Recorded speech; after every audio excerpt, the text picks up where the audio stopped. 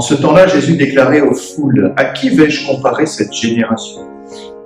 Elle ressemble à des gamins assis sur des places qui en interpellent d'autres en disant, « Nous vous avons joué de la flûte et vous n'avez pas dansé, nous avons chanté des lamentations et vous ne vous êtes pas frappé la poitrine. » Jean est venu, en effet, il ne mange pas, il ne boit pas, et l'on dit c'est un possédé.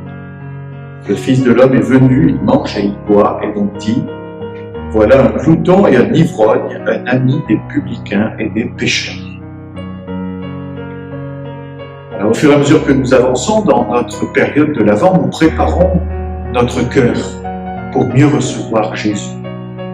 Et ce que cet évangile nous appelle à faire, c'est à la constance, à tenir dans la constance, à être vraiment fixé sur la volonté de Dieu qui se manifeste, nous le savons bien, de manière différente. C'est ce que dit Jésus.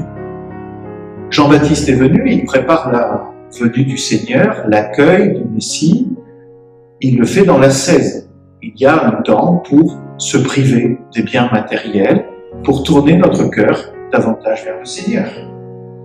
Et puis ensuite, Jésus vient lui-même. Le Messie, c'est la période de la joie.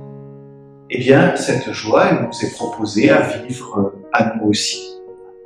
Il faut être disponible à ces signes de la providence, à ces appels du Seigneur, à vivre chaque temps liturgique comme il nous est donné, comme une manière de rencontrer le Seigneur, mais évidemment différemment.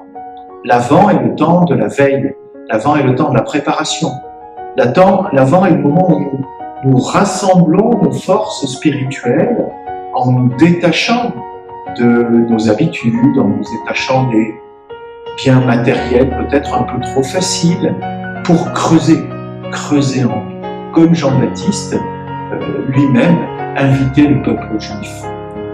Il ne s'agit pas d'ailleurs d'une attente tendue, ou d'une attente nerveuse, ou d'une attente triste. L'Avent n'est pas pénitentiel, comme l'est le carême, qui est une autre période d'attente, mais de la passion et de la résurrection. En revanche, même si cette attente n'est pas marquée de pénitence ou de tristesse, elle doit être prise au sérieux. Est-ce que nous écoutons la voix de l'ami de l'époux pour préparer nos cœurs, mais aussi pour recueillir nos forces et procéder ensuite à l'accueil joyeux du Messie?